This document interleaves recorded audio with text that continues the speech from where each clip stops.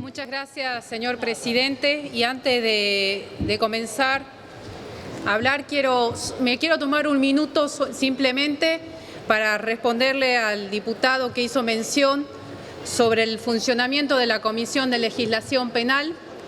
Es mentira lo que dijo. En ningún momento la comisión quiso sesionar sin quórum.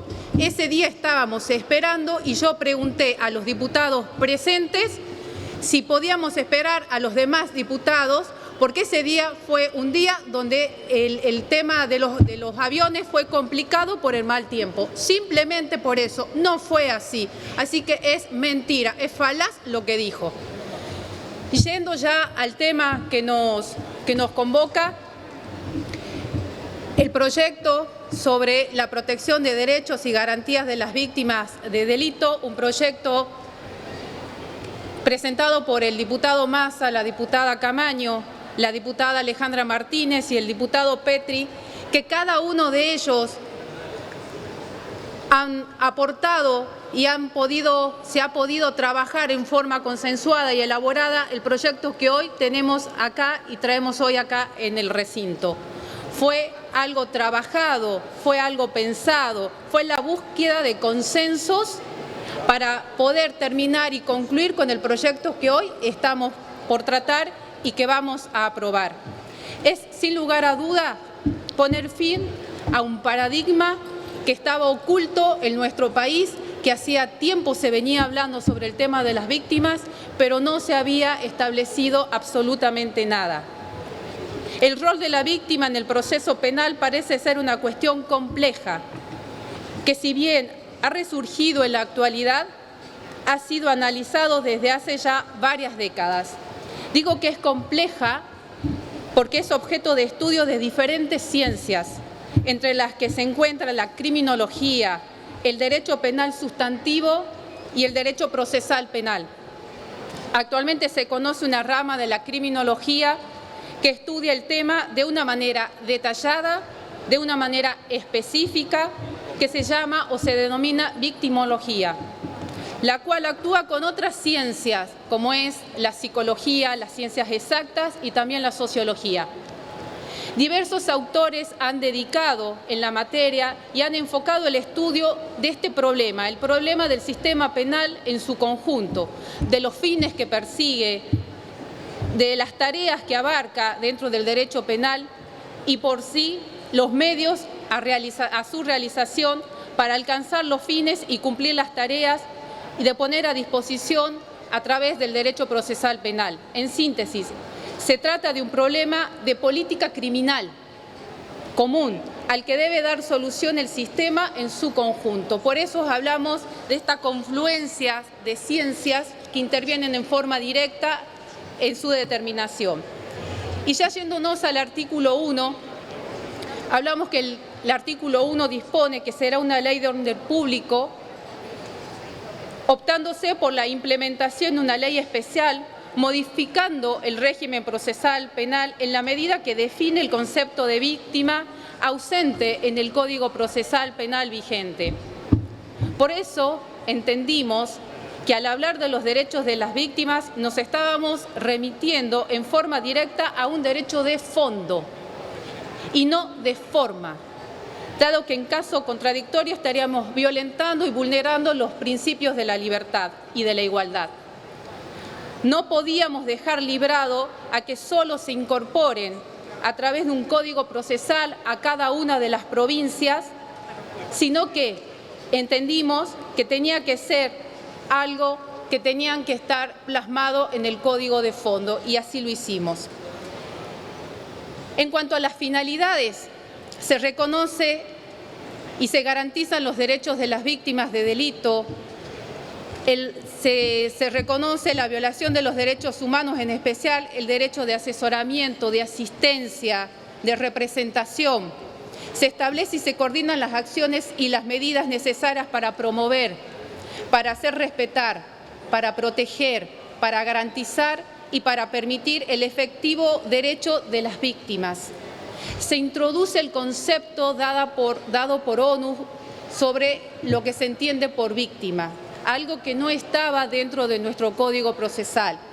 y se entiende por víctima a toda persona que individual o colectivamente haya sufrido daños, inclusive lesiones físicas, mentales, o que afecten la libre disponibilidad de sus bienes jurídicos, sufrimiento emocional, pérdida financiera o menoscabo sustancial de sus derechos fundamentales como consecuencia de la comisión de un delito. Al cónyuge, al conviviente, herederos, hermanos por naturaleza o por adopción, a los tutores o a los guardadores, a las asociaciones o fundaciones en casos de crímenes de lesa humanidad o de graves lesiones a los derechos humanos, a los pueblos originarios, en fin, se hace una apertura sustancial de lo que se considera víctima.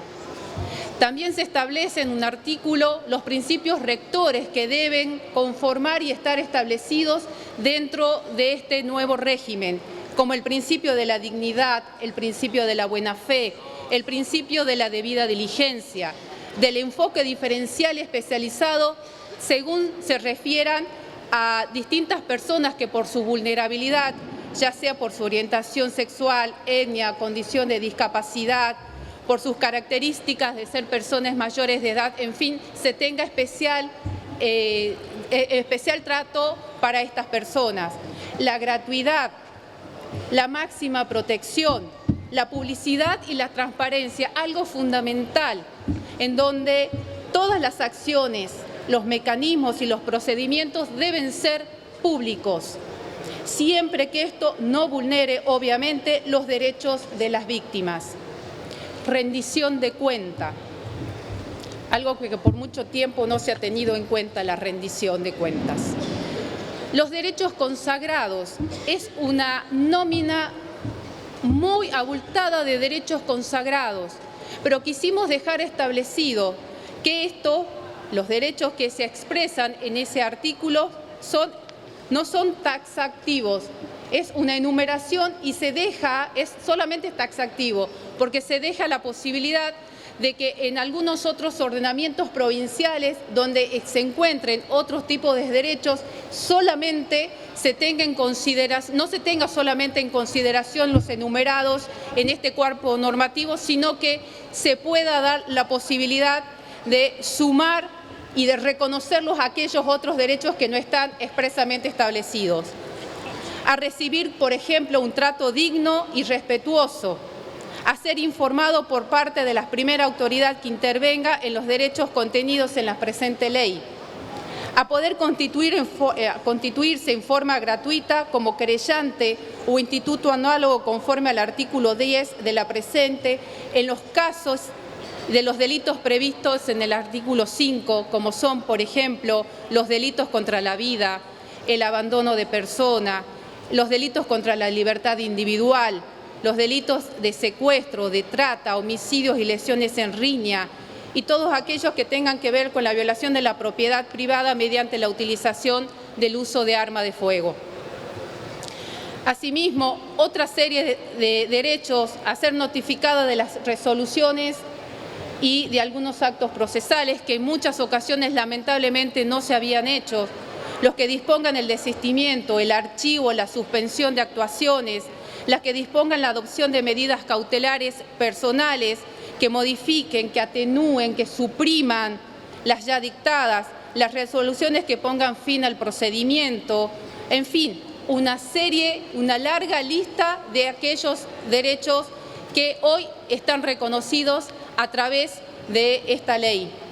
Hablamos de los derechos de la minoridad, hablamos de los derechos de la memoria, de la verdad y de la justicia que deben estar establecidos y que están establecidos dentro de este cuerpo. Decimos que toda víctima que haya sido reportada como desaparecida tiene derecho a que las autoridades competentes inicien de manera inmediata este tema de que había que dejar pasar 24 horas, 48 horas para empezar el tratamiento o empezar la búsqueda, es mentira. No existe ningún cuerpo normativo donde diga que hay que establecer o dejar pasar un tiempo para empezar la búsqueda de una persona desaparecida. Esto incluye la instrumentación de protocolos en la búsqueda y conforme a la legislación aplicable. Medidas de protección general y particular, algunas de ellas es imposible hacer una enumeración y poder formular aquí todas las que hoy en día se están sumando dentro de este proyecto de ley. Que se les reciba la declaración en su domicilio o en dependencias especialmente concedidas o adaptadas a tal fin. La verdad es lamentable que a veces cuando las víctimas iban a dar su declaración, exponer, sean recluidas en lugares oscuros, en lugares o a veces ni siquiera tenían un lugar para poder ir a expresar lo que tenían que expresar. Tenemos que tener muchos más cuidados en esto. Por eso uno de los derechos, y no en vano lo puse como el primero, es un trato digno a las víctimas.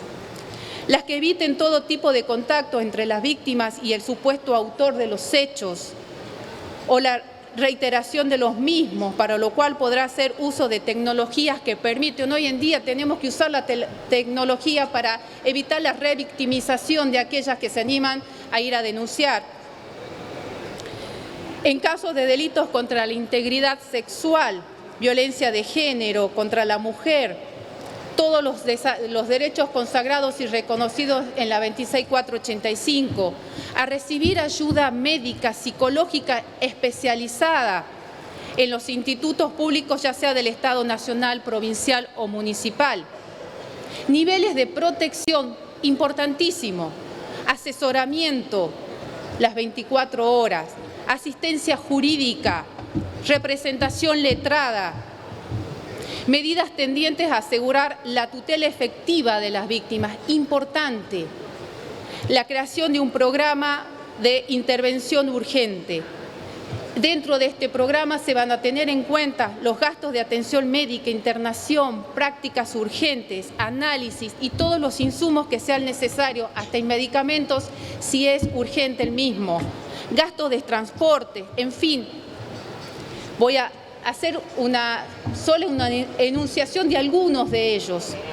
La creación Vamos cerrando, diputada, por favor. Sí, la creación de los centros de asistencia y protección a las víctimas de delitos. La creación dentro de estos de un director ejecutivo que tendrá el rango un rango jerárquico de subsecretario de Estado. La creación de un consejo asesor que será creado por este director ejecutivo y él mismo tendrá la función interdisciplinaria, formado por un consejo interdisciplinario formado por personas de trayectoria en la materia y la posibilidad que las asociaciones de víctimas también conformen este consejo asesor. La creación de un consejo de implementación. Este consejo estaría conformado, y esto fue un tema de discusión y por eso hago hincapié en eso, porque hemos llegado a un consenso en donde ese consejo estaría representado por un representante de la Corte Suprema de Justicia, uno del Ministerio Público Fiscal, uno del Ministerio Público de la Defensa, 2 del Poder Ejecutivo y uno de cada una de las cámaras. En fin, un régimen sancionatorio, porque aquellos funcionarios que no cumplen con lo establecido en la ley son pasibles del artículo 248 del Código Penal. Y podría seguir hablando, solo por el tiempo, y discúlpeme, señora presidenta, me he extendido en el mismo. Sin lugar a duda, esto viene a cumplir y a zanjar una deuda que se tenía con las víctimas. Las víctimas piden justicia. Las víctimas estuvieron por mucho tiempo calladas. Festejo y valoro el valor que tuvieron cuando hicieron esta convocatoria hace unas semanas, unos días atrás. Hoy las víctimas hablan, los parientes y los familiares de las víctimas hablan.